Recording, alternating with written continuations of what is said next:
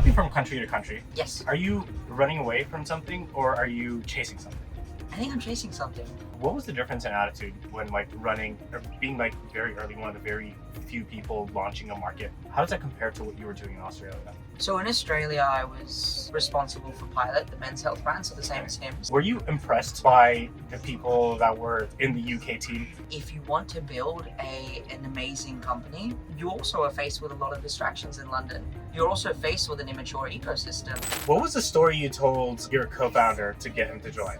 It was a very organic process towards coming together, where I was like, hey, this is something I'm working on. Sounds like you watch a lot of YouTube. My work content is purely Capital Jack Altman's podcast. What events do you go to and how do you hear about I that? don't go to events. I think the majority of events are a waste of time. Welcome to Zooxy Pod. I need a more official intro. Should we press start? Hey, yeah, let's press start. Thanks, Zoox. Zoox is free, by the way. So Okay, thank I you, didn't know Zoox, for now at least. Thanks for, I don't want to say sponsoring this, but kind of feels like it. But today I'm here with Ash. Ash, give us like a 30-second intro. Who's Ash? Who am I? Well, I started off as an investor in Australia. That's where the accent's from. It's the only thing Americans actually know about me is my accent. And then I very quickly moved into healthcare, and I spent the last 6-7 years in healthcare startups, from Munich to London to Sydney to now SF. It's what I love. And on the side, I spend too much time at the gym and drink too much wine, which is ironic given I'm a healthcare person. But Isn't wine good for you? Yeah, a glass a day keeps the doctor away, isn't that what they say? No, I was actually training to become a sommelier last year. Oh wow. Yeah, so I was like halfway through the journey and then got distracted by a couple other things. But yeah, that's a bit about me. All right, well, you're picking our wine tonight. Happy But yeah, so you grew up in Australia, you moved to London. How old were you when that happened? When I moved to Australia? No, when you moved to London. This was like after college, right? Yes, yeah. Okay. So I was working. I spent a few years working in Australia. I think I moved to London in 2022. Okay, So I would have been like early to mid-20s. you're hopping from country to country. Yes. Are you running away from something or are you chasing something? I think I'm chasing something. What are you chasing? When I was in Sydney, I was at Eucalyptus. And What's Eucalyptus? It's the Australian version of Hims and Hers. Got it. Now a unicorn. Very excited. And there was a pivotal point. I'd been at the company for about a year and a half or so. And I had the choice of staying in Australia or moving to London, taking a step down into a more junior role, but getting the opportunity to launch the UK arm of Eucalyptus. Got it. And it was the advice I received from my mentors that I looked up to and still look up to was go live your life. I think I was 23, 24 at the time. Okay. And like, go enjoy it. Make sure that you've had fun. Explore all of Europe. And as someone who, I guess, grew up in a middle-class family where we didn't spend every summer in Europe, that felt like a bit of a pipe dream. And at the same time, there was always this idea of, if I can launch a company in an international market, that also looks good on the resume. So you kind of knew you wanted to get into startups Very early on. How early? Was this like high school, college, while It's you're... about when I was 18, so maybe not too early on compared to SF. But when I was 17, I did my first business. I realized I was really good at psychometric testing. So What's that? at least in Australia, when you're going for a grad job, you have to do a bunch of online tests, like Interesting. verbal reasoning, mathematical reasoning, and all that fun So it's stuff. kind of like the SATs before work. Kind of, Okay. exactly. So I realized I was really good at that, and I kind of had my own Mike Ross success moment, where I basically sat those tests for other people. And I made a whole business out of it. It was pretty cool. And that was like my first taste of entrepreneurship. And I was like, this is cool. I have way too much autonomy. I want to keep this. And that was the start. And then when I was in university, I was spending a lot of time doing like consulting work with startups, just as part of like a consulting society. Mm-hmm. And that just got me to get more and more the itch of startups. I had a few people that I worked for that were just awesome people, were changing the world, and I just didn't feel like I could do that in a corporate environment. So in the back of my mind, the dream was always to be an entrepreneur. I've always felt that I needed to earn the right to be an entrepreneur, and maybe part of that is coming from an Indian family and being slightly risk averse, same as coming from Australia and being risk averse in that sense. So I didn't feel when I was say 21 and I just come out of college that I was ready for being an entrepreneur. I felt like I needed to earn the right, and all my milestones leading up to now have been work experiences that have helped me be able to be a hopefully successful founder one day. So it sounds like the inspiration was like within. You kind of had your side business, by the way, which is very cool. I used to help people cheat on exams in high school as well. Actually, if you look at my transcript, there's one C because we got caught. The Apple Watches were kind of new, and I would like text people the answers, and we got caught one time. Actually, when I was applying for Sequoia Arc, that's what I said as like my one weird thing. Yeah. But for you, it came from inside. Were there a lot of like mentors in the startup space that you're looking at, that you're talking to? Maybe it's not one-to-one conversations. It could be on YouTube. Were you inspired by like the Canva people and like the Atlassian people in Australia, or was it all just like internal motivation? I'd say it was mostly internal motivation. Got it. So you get to London. Yes. You have this like dream of starting a startup, but you're working at this health company. What was the difference in attitude when like running or being like very early, one of the very few people launching a market?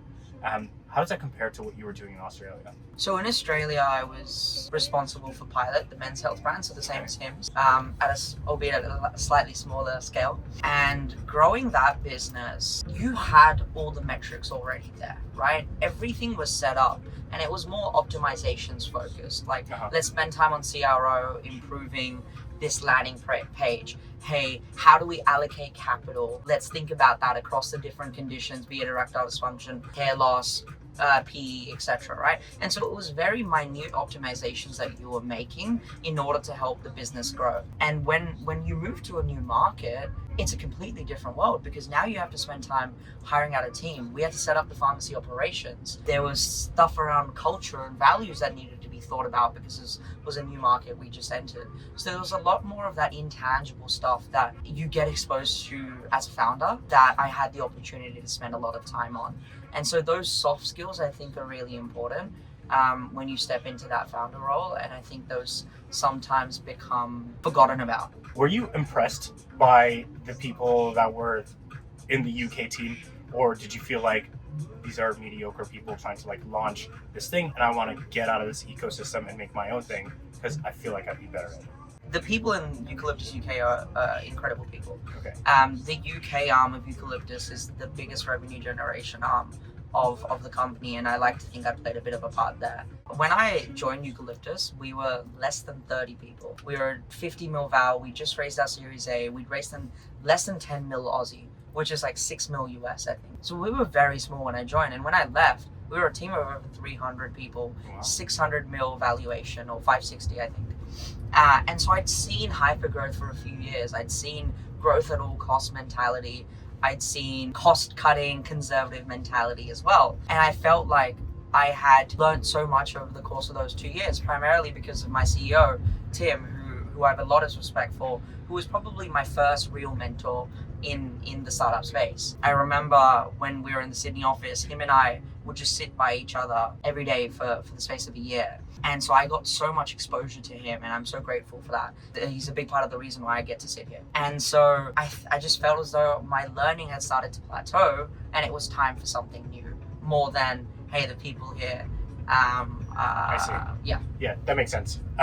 It sounds like the ecosystem in the UK were kind of ideal for Eucalyptus, at least. Like, as a startup in the UK, wanting to blow up, and it was successful. But you're here now, so there's definitely something that's missing in the UK that exists here in San Francisco that made you want to move here. Can you tell me more about what that is? Well, you look at the UK and it's a market of 70 million people, and then you look at the US and it's 350 mil plus, right? So 5x the market. And then you think about the healthcare ecosystem here, and you think about the startup ecosystem here. The healthcare ecosystem here is, at least from like a cash pay preventative health market, a lot more mature versus the UK, where people are used to free healthcare and therefore are unwilling to pay out of pocket for healthcare. And at the same time, you look at the startup ecosystem, and I think the way I sort of describe it between Australia, London, or Sydney, London, and SF now is Sydney is a very tight but very well-knit community in the startup space. London is, and then SF is very big, but very exciting. Everyone is on the same page. Whereas London is a big city, but it's so spread out, but there are not enough people in tech that you end up dispersed all over the city. So there is no real sense of community there. There's no concentration, like the collisions don't happen. My co-founder and I spent a year in New York. I felt the same thing. You know, there's supposed to be a lot of startups, but there's so many everything else that there isn't enough concentration for you to meet the people that you kind of want to. So London was similar to that too. Yeah. Again, I think London is one of the most fantastic places in the world. I absolutely adored living there. Going to a pub on a cold day like this on a Friday, there is just nothing like that, right? You cannot beat that, and anyone that says otherwise is just plainly wrong. But at the same time, if you want to build an amazing company, you also are faced with a lot of distractions in London. You're also faced with an immature ecosystem when it comes to mentorship, when it comes to surroundings, when it comes to like capital, right? When it comes to support from venture capital firms as well. And all of those conditions for success for a tech startup exist in SF. Yes, it has its own flaws, but if you're single track minded towards, I want to build something that changes the world, then I do think SF is the place to be. Best place to be. Yeah. You came here, and I feel like immediately you were able to hit the ground running. How long after moving to San Francisco did you meet your co-founder, Bryce? So Bryce and I met before. Okay. Actually. How'd you guys meet? We met through a mutual friend. Okay. So we'd known each other for a bit before I made the leap over here. And it was a very spontaneous decision. I think at one point I was like, cool, I'm moving to SF. 3 weeks later I was here. I was living in a hacker house, which I'm still living in. Shout out to Seb and Danny at the residency, Actions at the residency. They've been awesome. Immersed with 25 different founders. And, you know, when I came here, I knew Bryce. That's the only person in SF that I really knew. And I had no friends, and it was daunting. That first week was awful. And just to give some context, this was like, what, 3 months ago? 3 months ago. Okay. Yeah. 3 months ago, I knew no one when I came here. And there was this weird sense of dread that first week of, am I sure I've made the right decision? But because the city is so concentrated with tech people, for good or for worse, it grows on you. You meet a lot of people. So that collision theory, it really works here. I do think that a lot of people here are devoid of any sense of personality beyond being a tech bro or girl. So people do need to work on that one. But yeah, it's been great. I'm surrounded by such amazing operators and founders. That's what you look for. You look for that community around you that can relate to you, right? That's like the human condition is built around finding community, finding people that understand you. And it just so happens to be SF if you're in tech. I agree. I mean, we met like a week ago at some random event, and now we're like kind of good friends, kind of working towards working together for our companies. This kind of stuff just doesn't happen anywhere else. No, and we got to see Paris Hilton DJ. That was insane, by the way. Silicon Valley moment. So Kizze was telling me, he was in a circle with her. She was wearing her sunglasses. He wouldn't know who she was anyways, but you couldn't tell who she was. She was like, introducing herself as like, hey, I'm Paris. I work in the entertainment industry. I'm very interested in AI. And he said everyone in the circle thought that, she was kind of out of place, didn't know what she was talking about. She was just kind of there. Yeah. And then, the mic comes on and they're like, hey, we have a special guest DJ. It's Paris Hilton. Yeah. We were like, what the fuck? That's like, insane. Yeah, it was crazy. Yeah. Her skin looks great, by the way. I don't know if you got to like see her up close. She's probably like 40 something. She looks 21. She's aged very well. Paris, whatever you're doing. It's working. We need some of that. We need some of that. Yeah. Tell us what you're doing. Let's talk about this company that you're building. We're not going to share too much about it. You've chosen the path to go stealth. And I feel like a lot of San Francisco, wisdom is built in public.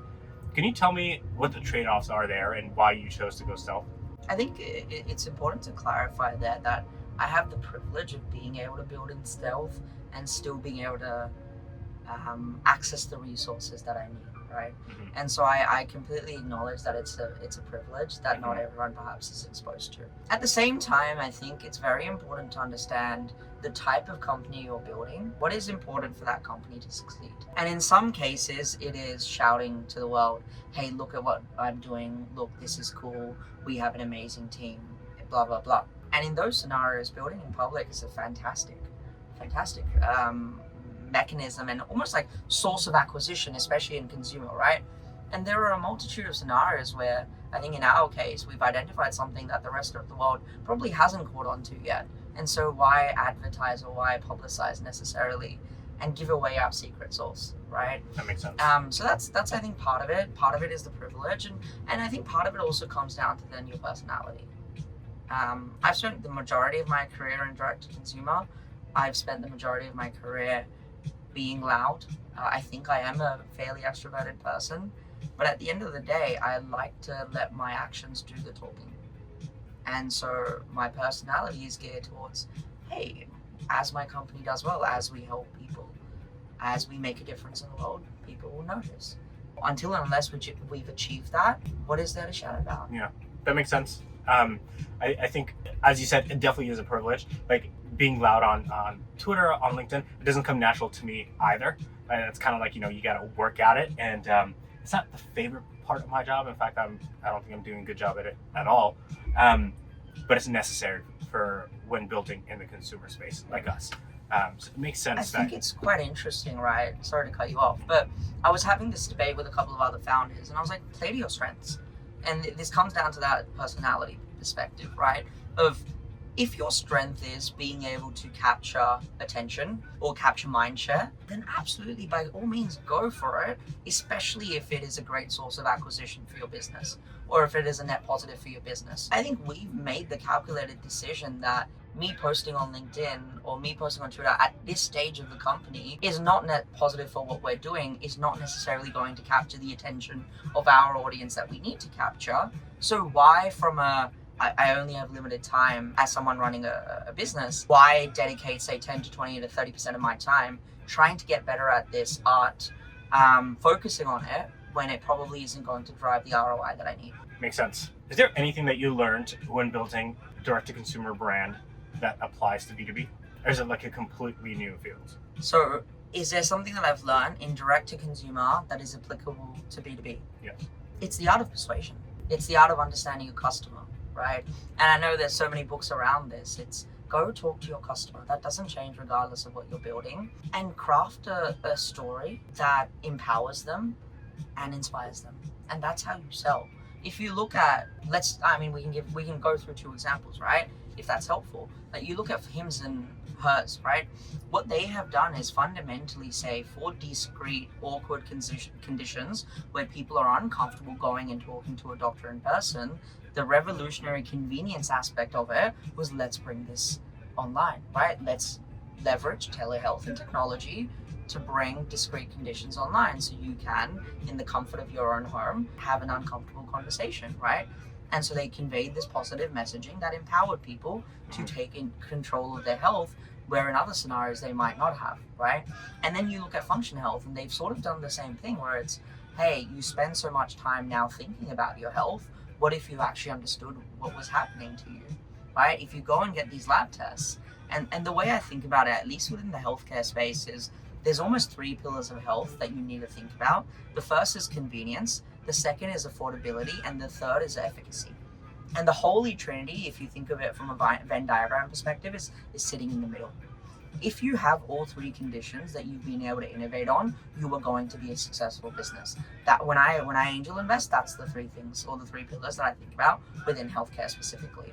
And so Function managed to innovate on 2 levels, both on convenience, where rather than having to go to a doctor to get 100 lab tests or however many lab tests they started with, you can just get it online. And then they also actually innovated, which most people don't know, on affordability. In order to get that level of testing via your doctor, it costs a lot more than $500, which is the price point that all these companies started off at. Yeah. And so they innovated on 2 of those 3 pillars.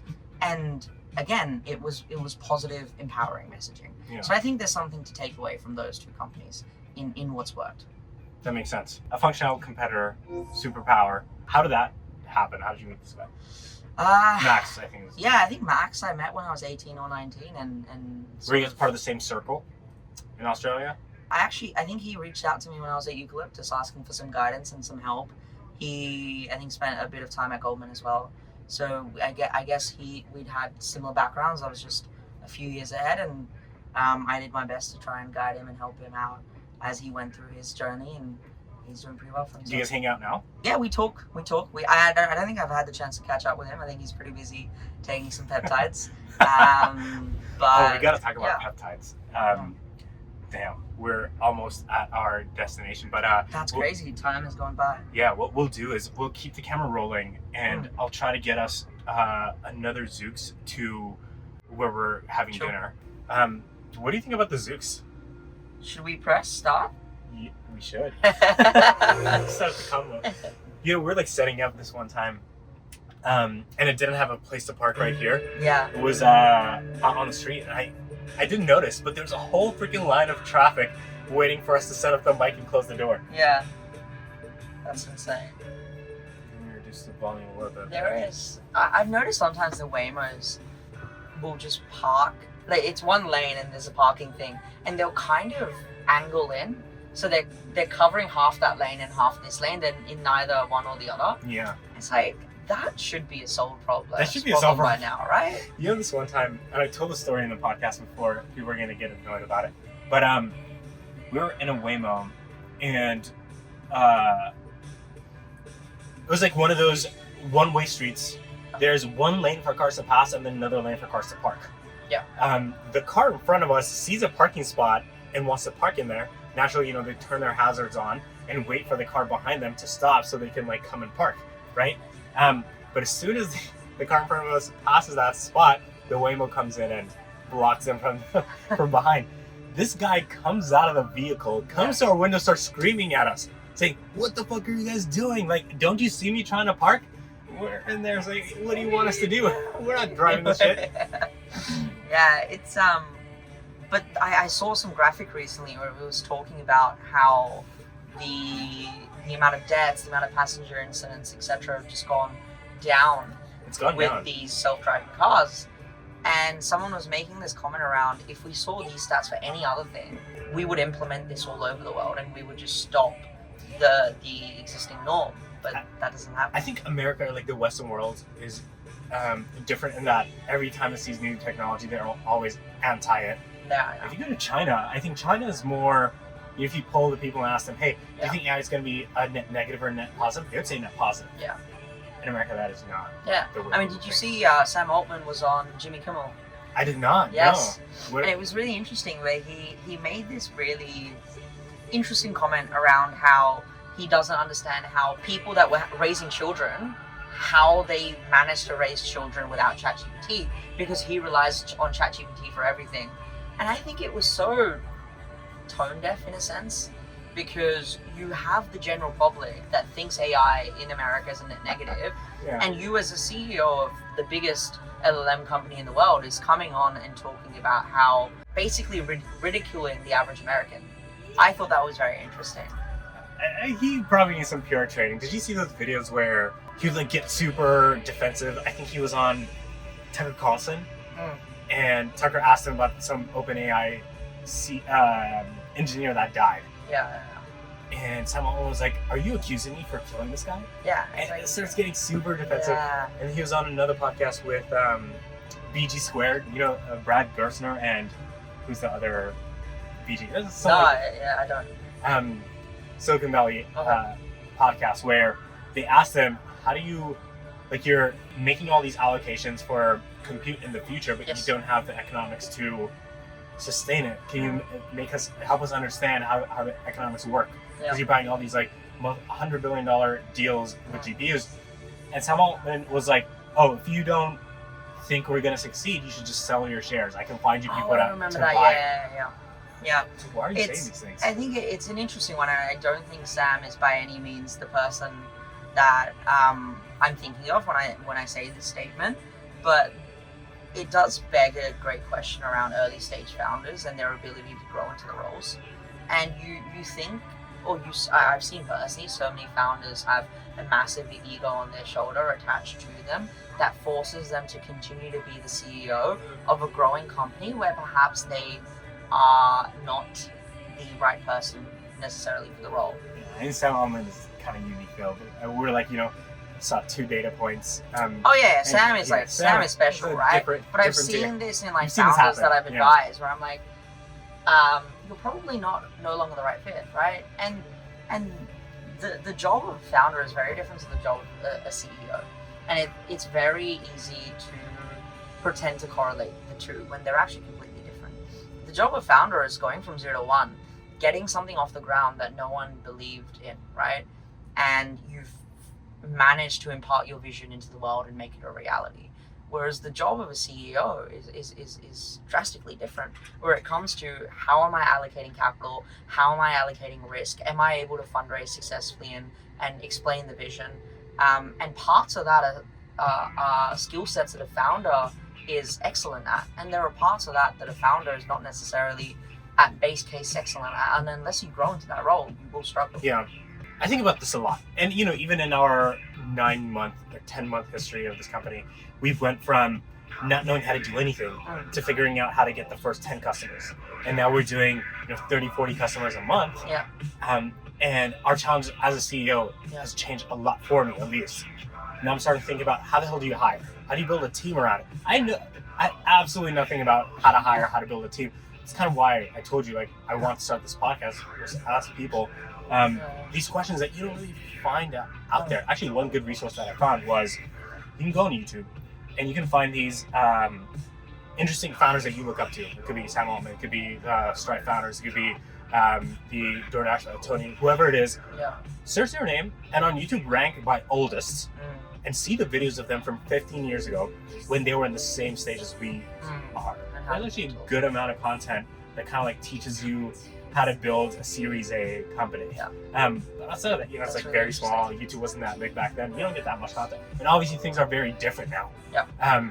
So, this podcast, a piece of it is, can we get guests that will teach us about or share their story of how they built a Series A and Series B level company? Even the small stuff around hiring, what is the type of culture you want to build? How do you think about compensation and the salary and equity split? And the reality is that the more you can methodize processes or crystallize them and actually create a process as opposed to a fluke, let's figure it out as it comes, the historically better speaking you are in terms of companies' growth and its trajectory, right? And so there's so many resources out there that will explain how, when you are hiring an employee, how you should think about cash and equity, right? But the reality is there are so many different options or so many different strategies that you can employ as a company to hire. And in this day and age where it is so easy to go and be a founder, go through YC, go through an accelerator and raise money rather than being a founding engineer, those first, 5 hires are extremely more difficult now on average than it was 10 years ago. And so your ability to hire is very much predicated on the story and the vision you're crafting for the company, but that's only part of it, right? That's the stuff that investors hear. But there are other components that are really important for early hires, which is, hey, what is your compensation strategy? What is your promise to your early employees? What is your sell? And you need to figure all this stuff out in order to hire the best talent, because they have so many opportunities and options now. And it's something that I think most, especially young founders, just disregard. And they're like, I'll get to this when it comes. And then you're hiring or you're missing out on amazing talent. What was the story you told your co-founder to get him to join? It was a very organic process towards coming together, where I was like, hey, this is something I'm working on. In the back of my mind, I knew that he could potentially be a good co-founder on paper in terms of his skill set, his story. He spent the majority of his career in healthcare as well, like me.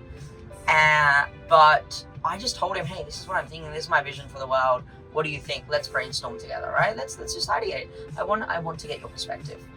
And some of what I did was probably conscious and some of it was subconscious. But that process of involving someone in your decision making around the vision and collaborating towards a shared vision, I think is very important when you have a co-founder relationship. And we were talking about this earlier, right? Where in terms of that co-founder relationship, that is fundamentally where most breakups happen. How do you ensure it is a relationship where there is equal say, where there is mutual respect, And one of the common ways to do that is collaborating together on the shared vision. Just because the CEO, which doesn't really exist when you have a team of a few people, right? Like, who are you managing? You're a founder. Call yourself a founder. Just because the CEO or one person is doing the fundraising and sharing the story, that doesn't mean that multiple people can't come together to collaborate on the story and the vision itself. That makes sense. Are there any times where you feel insecure about being a founder of this company? Yeah, you wake up and you're like, what am I doing? This is tough. But I think you have to understand what your guiding principles or North Stars are. And oftentimes it comes down to, why am I doing this?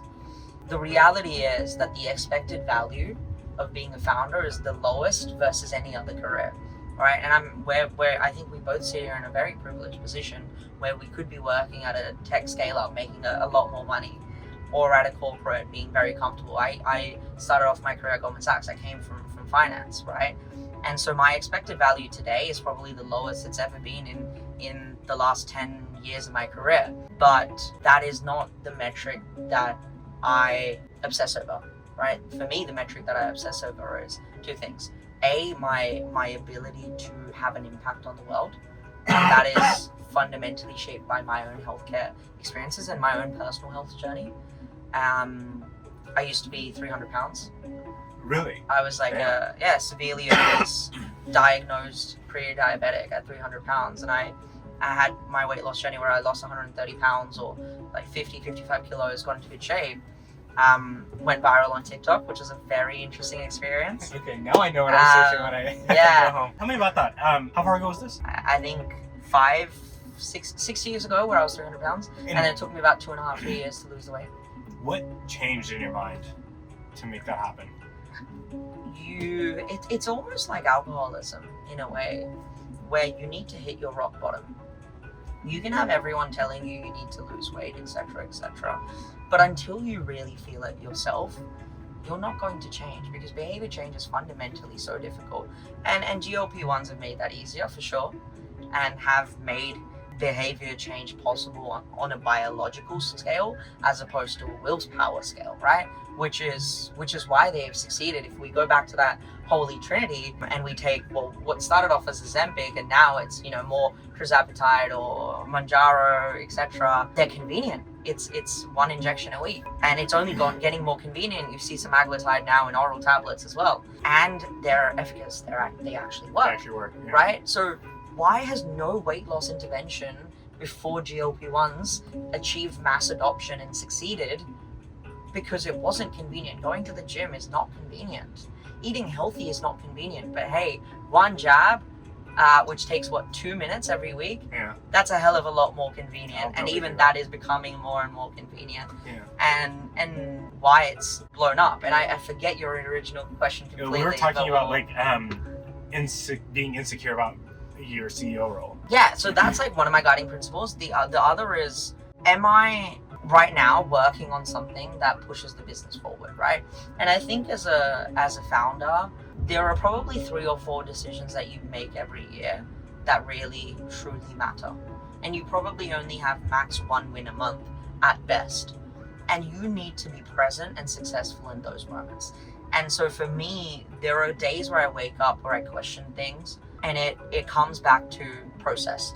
Am I spending time? Am I allocating my time successfully to ensure that my surface area of focus, or my surface area for being able to be in those 3 or 4 moments every year is expanded, right? Because if I can have the ability or the power to make those 3 or 4 decisions successfully and be in the mindset to make them, that is fundamentally all that matters. And so the days where I do feel insecure, which are plenty, it's aligning to that mindset of I just have 3 or 4 moments every year that I need to be on for. That makes a lot of sense. I think for me, the Carlson brothers, when they were our stage, it makes you feel like, one, they were doing so much more, but also they had a lot more capital and they had a lot more people. Obviously it was a different time. But it also feels good when they talk about certain problems and how they solved it, and you, without ever listening to what they said, made those same decisions. So you're like, okay, there's some things that are bad, but for the most part, I'm making the same decision that a person that I look up to today made when he was at the position that I'm in today. It's kind of a mix. And it just comes down to growth, right? Like your growth trajectory exists, and it's you have to make a choice of, am I comfortable with realizing that I am by no means the executive I will be in 2 years, or that I need to be in 2 years, and I'm willing to go along for the ride. And I have advisors around me that help me with sales, that help me with how to think about team. I pull people that at a certain point in time are going to give me the right information because their area of expertise in that function or in that space is vastly greater than mine. And that is one thing that a lot of founders don't actually do. There's facts around this where most founders at the seed Series A stage are not taking advice or are not getting coaching or mentorship when they actually need it. And that's something that I happily think the ROI on is insanely positive. So are there certain places where you think founders should go to get advice and mentorship? I just find the right people.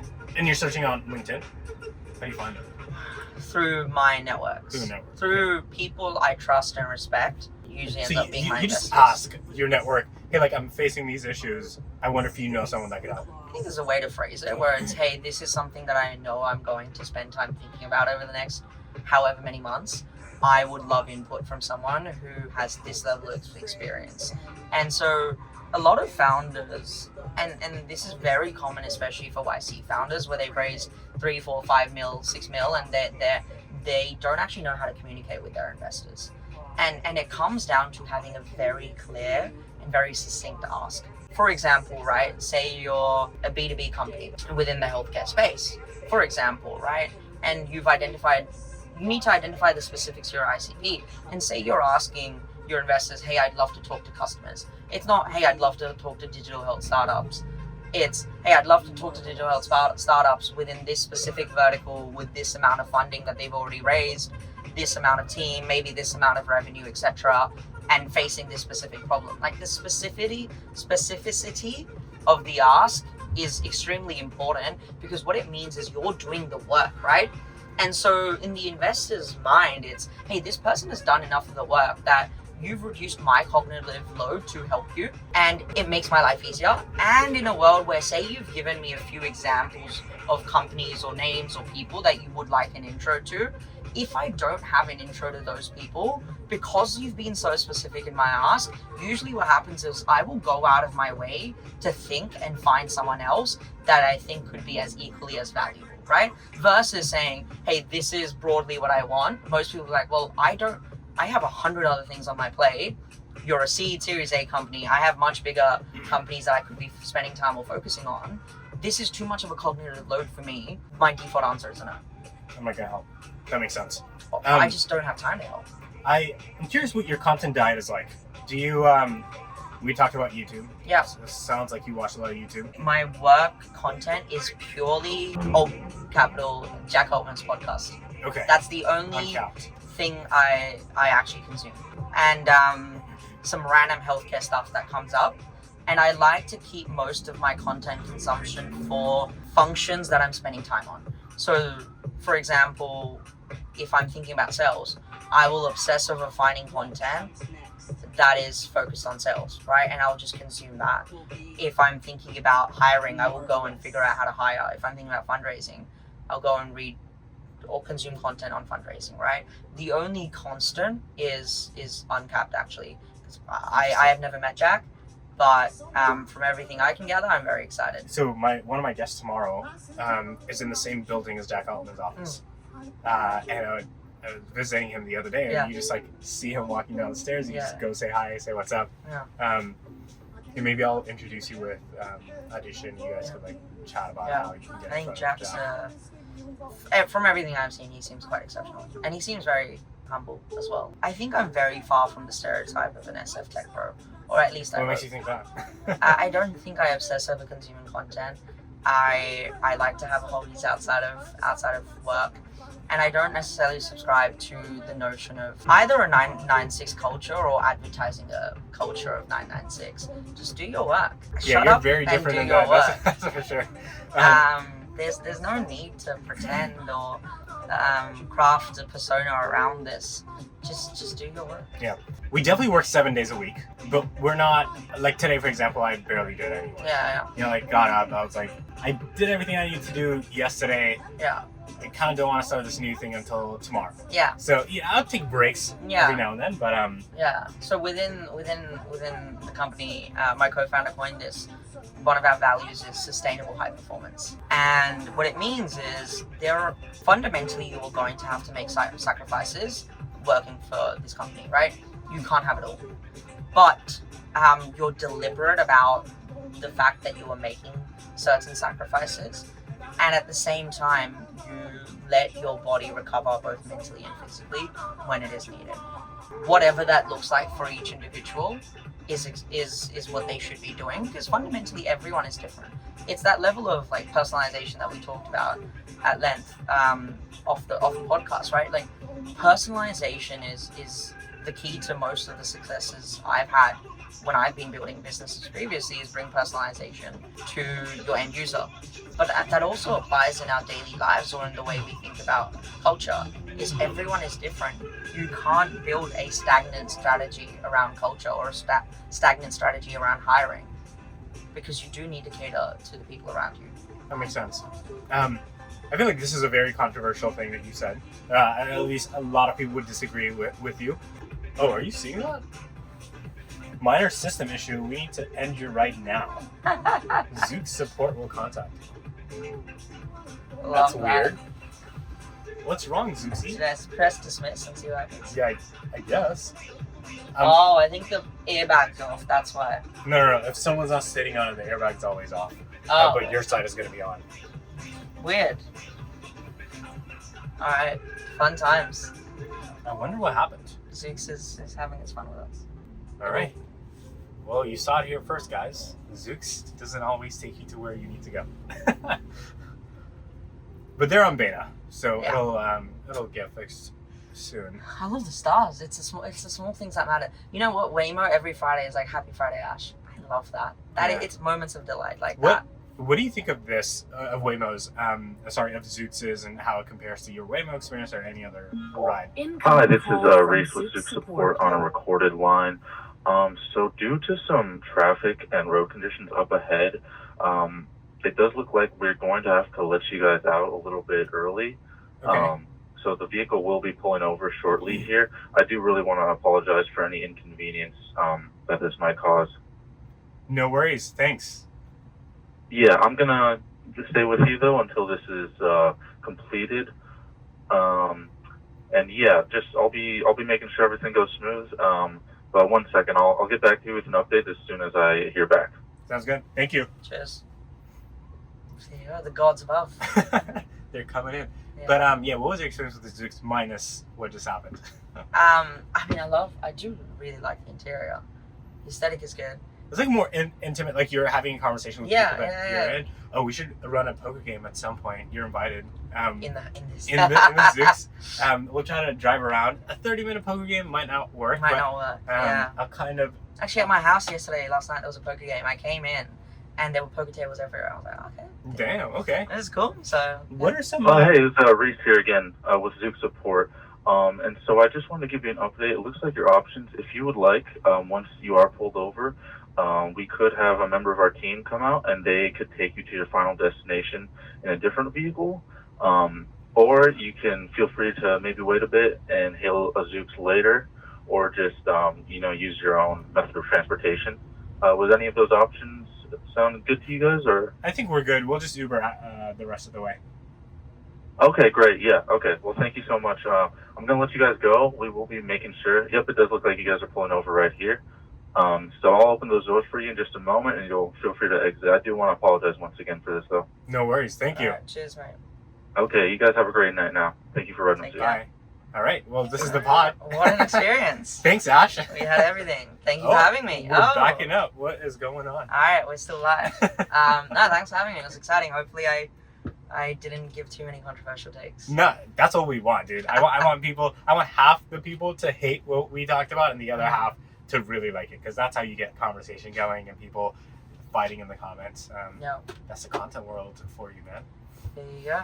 Good times. All right. Thank you. Great. What events do you go to, and how do you hear about them? I don't go to events. Well, we met at an event. How did you hear We about did. that? That was the one event I went to this month because my investor invited me. I think the majority of events are a waste of time, It's especially just fun. for what I'm doing. It's fun, yeah. If you think of it as I am having fun, this is my time off, fantastic. I know founders that go to events 3-4 times a week when they should just be building or talking to their customers. I think a lot of what I say is very controversial, but I don't think the ROI on events actually exists in the majority of scenarios. Are there things that most people disagree with you on that you believe? It doesn't have to be work related, just in general. Most people disagree with me on that, I believe. I think there's a lot of what I say that people will disagree with. And I think the point of it is to have strong opinions. And again, like, they need to be personalized to your personality, right? I don't think there's anything immediate that comes to mind, except for the fact that Americans think American wine is great.